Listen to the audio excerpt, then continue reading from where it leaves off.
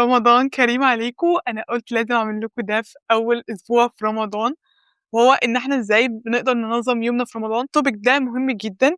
أنا عارفة إن أنتم ممكن تكونوا مفكّرين إن رمضان بس بيضيع وعلى طول باشوف الكومنتات اللي هو أنا بافطر وباصوم، بس أنا بجد رمضان بالنسبة لي أكتر شهر أنا باكون productive فيه، أكتر شهر أنا باعرف أنجز فيه فعلًا، لإن هو بيكون فيه روتين. هاي، أنا عالية، وسافرت أكتر من 18 دولة، وخدت أكتر من 40 منحة، وباقدّم محتوى تعليمي ومحتوى عن السفر، فلو أول مرّة تشوفني أهلًا بيك، ما تنساش تشترك على القناة. أنا لازم أحُط system لحياتي، للشهر ده أنا هاعمل فيه إيه، فأنا هاعمل إيه، أنا هاكتب كل الحاجات اللي ورايا.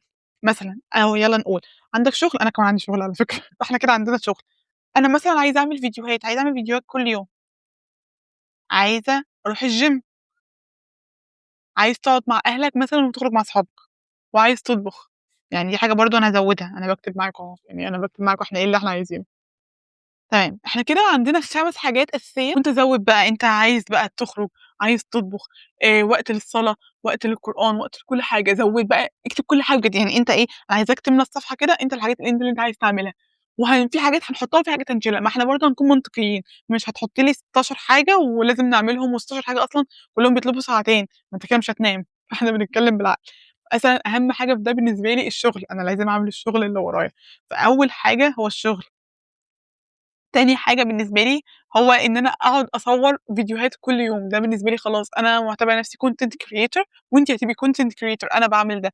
أنت مثلًا بتتعلم دلوقتي مهارة جديدة مثلًا for programming، بتتعلم لغة Python مثلًا، بتتعلمي graphic design، فدي حاجة مهمة بالنسبة لكم إن أنتم كل يوم هتعملوا ده، خلاص إحنا بنكتبها مثلًا، أو إن أنتم بتتعلموا طبخ، دي حاجة جميلة جدًا.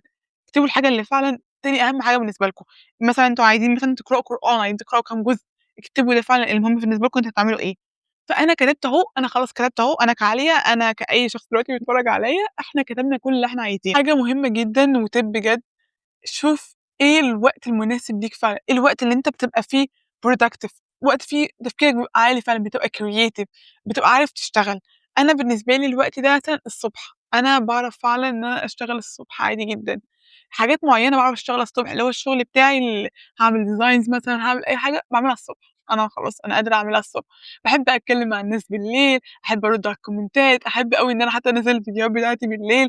أنا باشوف إن ده الsocial time بتاعي social life بقى. أنت بتحُط system مناسب وsystem مناسب لحياتِك أنتِ، يعني system مناسب لحياتكم أنتم. أهم حاجة بجد واللي على طول بافكّر نفسي بيها، يعني ما تحسّش إن أنت لوحدك في ده، هو التخطيط المسبق، وهو إن إحنا نحُط system فعلًا لحياتنا، إن إحنا نbuild system إحنا هنعمل إيه، عايزين نطلع إيه من شهر رمضان. مثلًا أنا حاجة مهمة جدًا بالنسبة لي إن أنا دلوقتي باعمل سلسلة اسمها 30 upgrade في 30 يوم في رمضان، فأنا لازم أصوّر كل يوم، وأنا حاطة هدف لنفسي إن أنا هاصوّر كل يوم فيديو وأطلع أتكلم فيه معاكم وتستفادوا منه وفعلًا يكون مفيد، فده هدف من أهدافي.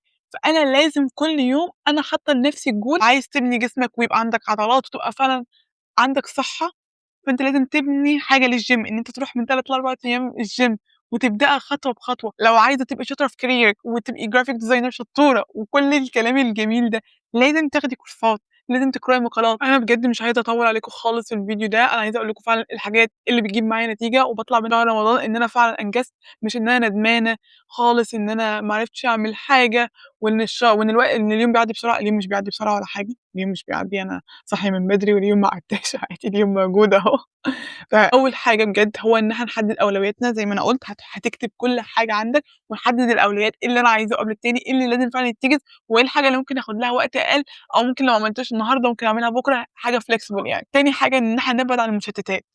مش لازم بجد نتفرّج على 600 مسلسل اللي في رمضان، بجد، بجد. وبالنسبة لي بجد هي ما لهاش أي فايدة، يعني أنا كنت عاملة فيديو على الإنجليزي كنت باتكلّم فيه بدل ما نضيّع وقتنا مثلًا في المسلسلات زي دي، طب ما أنا أتفرّج مثلًا على مسلسل بالEnglish مثلًا يحسّن اللغة بتاعتي، يعني دي بالنسبة لي بجد دي الحاجة اللي فعلًا بتضيّع الوقت والحاجة اللي ما لهاش لازمة ولا ليها فايدة ليك خالص، ما لهاش فايدة على الإطلاق. تالت حاجة مش عايزين نزعل لو في أي تغيير حصل، يعني نكون مرنين أكتر، يعني مثلًا لو معزومين، لو خارجين، خلاص لو حاسين فعلًا أنتم في ناس ما شُفتهاش بقى لكم كتير، معلش ممكن الcourse ممكن نزوّد مثلًا بُكرة، فكونوا مرنين كده لإن رمضان أصلًا مش بييجي كل شهر، إحنا شغلنا الطبيعي وحياتنا الطبيعية، في ناس مثلًا شغلها ما اتغيّرش، أنا شغلي ما اتغيّرش هو عشان أنا باشتغل remote يعني فما اتغيّرش، بس في ناس مثلًا الشغل بقى أقل ساعة فتلحق تروح تطبخ، طبعًا ربنا معاكم وأنا متفهّمة حاجة زي دي، فعادي ما تزعلوش، ما تحطّوش نفسكم تحت ضغط، لأ أنا مش هانام النهارده هانام ساعتين، أنا حرفيًا عملت ده مثلًا تاني يوم رمضان، بعد الفطار أنا كنت خلاص مش قادرة، أنا ما نمتش، مش قادرة أصلًا صداع، ده حرفيًا بيخلّيني كمان تركيزي أقل، فما تتعبوش نفسكم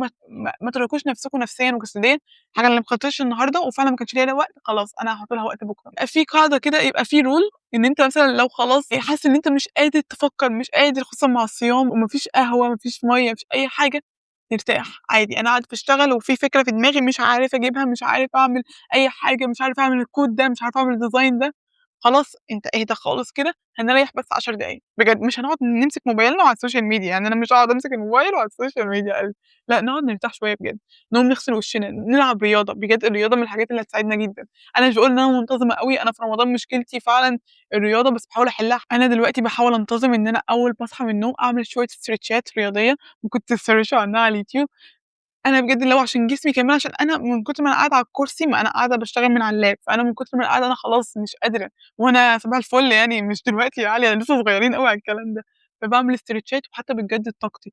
حرفيًا دلوقتي أنا لو خلاص قاعدة بقى لي ساعتين مثلًا على اللاب، هاقوم قايمة وأعمل استريتشات، هانزل على الأرض، هاعمل أي حاجة، أغيّر طاقتي، أغيّر حتى مودي، أغسل وشي، نقعد نريّح 10 دقايق، أطلع أتكلم مع ماما، كده. ما تفضلوش قاعدين على التاسك مليون مرة وتقولوا هو أنا مش عارفة أجيب نتايج ليه؟ حرفيًا أنا لمّا أعمل ده أصلًا ده بيخلّيني مش عارفة أنتج كويس، أنا مش عارفة، وباقعد في ساعات أكتر أحسن ما كنت مثلًا هاعمل الفيديو ده في نُص ساعة، لأ أنا هاعمله في ساعتين، لإن أنا مش مركّزة، أنا مش عارفة أنا باقول إيه، يعني لو كنت عملت الفيديو ده تاني يوم ما كنتش هاتكلم أصلًا. أنا حطيت range معيّن، مش حطيت توقيت ثابت وصارم، عشان إحنا مش هنقدر نعمل كده عشان ده رمضان، وإحنا مش هنقدر كده نعمل كده في حياتنا. أنا مش حاطة حاجة صارمة، لأ أنا حاطة حاجة أنا أقدر أمشي عليها فعلًا. يعني الcontent مثلًا كنت معزومة مثلًا عند قرايبي، فأنا ما عرفتش أعمله قبل الفطار، مش مشكلة، خدت وقت بعد الفطار إن أنا أعمله. عادي، ما عرفتش أعمل حاجة بعد الفطار، عملتها قبل الفطار. أنا مقررة النهارده إن أنا هانزل الgym، أنا ما نزلتش لسه من أول رمضان، لأ هتنزلي النهارده الgym يا علي. باحاول اللي هو خلاص أنا بالنسبة لي بجد أنا متعودة إني أروح الgym، ده تغيير في الsystem برضه، متعودة إن أنا أروح الgym أول ما أصحى من النوم. دلوقتي أنا مش قادرة، أنا عارفة إن أنا لو رُحت الgym خلاص أنا انتهيت عامةً يعني، انتهيت وشغلي أصلًا كمان مواعيده اتغيّرت والgym بيفتح الساعة 09:00 فأنا مش هاقدر، ما أنا باشتغل. فمش مشكلة لو في أي تغيير في السيستم، ومش مشكلة إن في أول أيام في رمضان أو أول أسبوع حسيتِ وحسيت إن أنتم مش عارفين، لإن إحنا حرفيًا بنغيّر في روتين نومنا.